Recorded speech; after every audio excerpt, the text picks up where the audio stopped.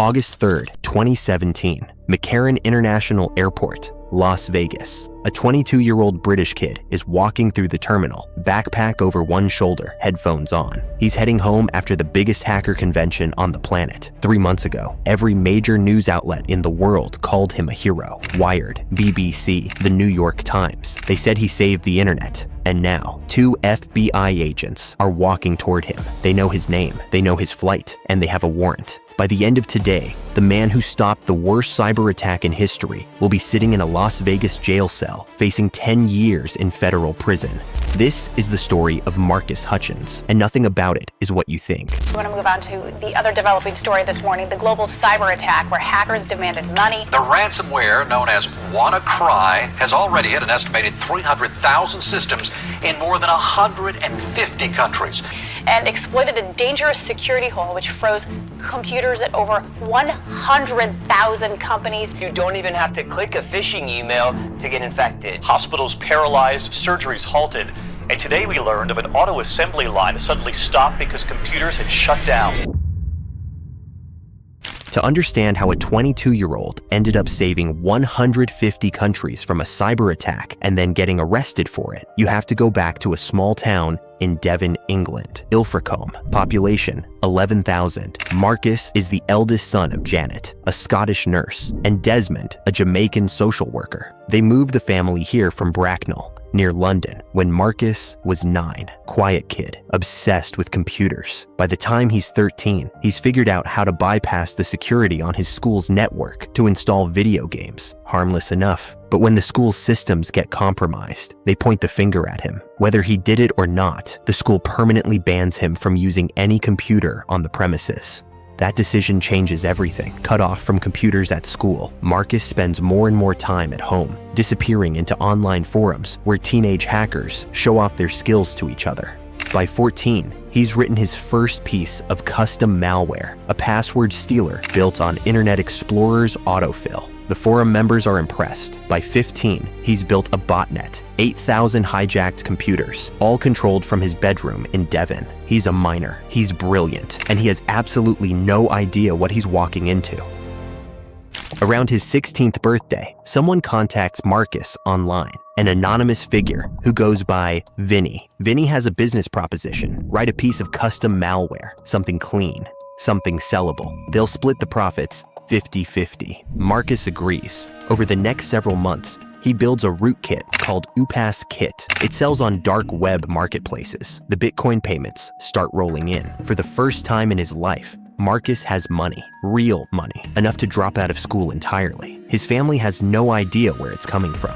Then Vinny comes back with a bigger ask. He wants UPAS Kit 2.0, this time with keylogging and web injects, the kind of code that targets banking websites to steal login credentials. Marcus knows exactly what this means. This isn't showing off on a forum anymore. This is enabling financial crime against real people. He says no, but here's the problem. Vinny knows his real name, his home address, his date of birth, because on Marcus's 17th birthday, Vinny sent him a package of recreational drugs as a gift, and Marcus had given him the address to send it to. Now, Vinny holds that over him. Help me finish this, or I give everything I have on you to the FBI. Marcus compromises. He adds the keylogging. He refuses to touch the web injects. Vinny hires another programmer to finish that part. The completed code gets renamed. They call it Kronos, after the Greek Titan. It goes on sale in 2014 for $7,000 per copy on Russian hacking forums. Marcus enters community college. He's battling a drug problem he picked up during the Kronos period. He wants out. He wants something different. And slowly, painfully, he gets it. By 2016, Marcus Hutchins is a completely different person. He's gotten clean. He started a blog under the name Malware Tech, where he reverse engineers malware and publishes detailed breakdowns of how it works. An LA-based firm called Cryptos Logic hires him. He works remotely from his bedroom in Devon, tracking botnets and criminal hacking groups. A former NSA hacker calls him a reversing savant. Nobody knows about Kronos. Nobody knows about Vinny. As far as the world is concerned, Malware Tech is just a gifted kid who taught himself cybersecurity. Then May 12th, 2017 happens. It starts in Europe. Hospitals across the UK wake up to red screens on every computer. Oops, your files have been encrypted. The National Health Service is under attack. 80 hospital trusts paralyzed. Surgeries canceled. Ambulances diverted. This hour we'll be covering some very big stories of the day, including the unprecedented cyber attack, believed in fact to be the biggest online extortion attack ever recorded. Let's show you how ransomware like WannaCry works. Now, when ransomware infects your computer, it locks up your files by encrypting them. It looked at first like an attack just on hospitals in the UK, but it's now becoming clear that this malicious software has run riot around the world. 19,000 patient appointments wiped out in a single week. Doctors are turning people away from emergency rooms. The malware is called WannaCry. It exploits a vulnerability called Eternal Blue, a weapon originally built by the NSA and stolen by a hacker group called the Shadow Brokers. Within hours, WannaCry jumps from the UK to 150 countries. FedEx, Nissan, Deutsche Bahn, Telefonica. Over 200,000 machines encrypted. Economic losses projected at $4 billion. No one can stop it. Marcus Hutchins is at home in Ilfracombe, eating lunch, when he sees the reports. He grabs a sample of the malware and starts pulling it apart. Deep in the code, he finds something strange, a long, nonsensical domain name hard-coded into the ransomware. It looks like a command and control server, the kind of address that malware uses to phone home. The domain isn't registered, nobody owns it. Marcus does what he always does when he finds unregistered domains in malware. He buys it. The cost, $10.69. He sets up a server to track the infections. Then he goes back to analyzing the code. A few hours later, a colleague runs a test and discovers something that makes them both freeze. Every copy of WannaCry, before it encrypts anything, checks if that domain exists. If it does, the malware shuts itself down. If it doesn't, it attacks. Marcus didn't just register a domain. He activated a kill switch. The entire global attack starts grinding to a halt. For $10.69, a 22-year-old in a seaside town just stopped the largest ransomware attack the world had ever seen. I've had people sort of inundating me with messages thanking me, saying that I'm a hero. I mean, I sort of just registered this domain for tracking and I didn't intend for it to like sort of blow up and me to be all over the media. I was just sort of doing my job and I don't really think that I'm a hero at all. So yeah, we're just pretty much business as usual, except I have not had any sleep in 3 days. But it isn't over. Can you be sure that the virus has been eliminated from all the NHS systems? Well, I don't think we can guarantee that the threat has gone away. Guarantee future security, no we can't. Just like every other organisation, cyber attacks and cyber crime are a fact of life. None of the NHS organisations that were inspected had met the standards set by NHS Digital. The kill switch doesn't undo the damage already done. And if that domain goes offline for even a few minutes, WannaCry wakes back up. Marcus and his colleague, Jamie Hankins, spend the next 30 hours straight keeping the servers alive, fighting off DDoS attacks from other hackers, trying to knock the kill switch offline. At one point, a foreign government seizes one of their servers, mistaking it for a WannaCry control node. Cloudflare eventually steps in to protect the domain.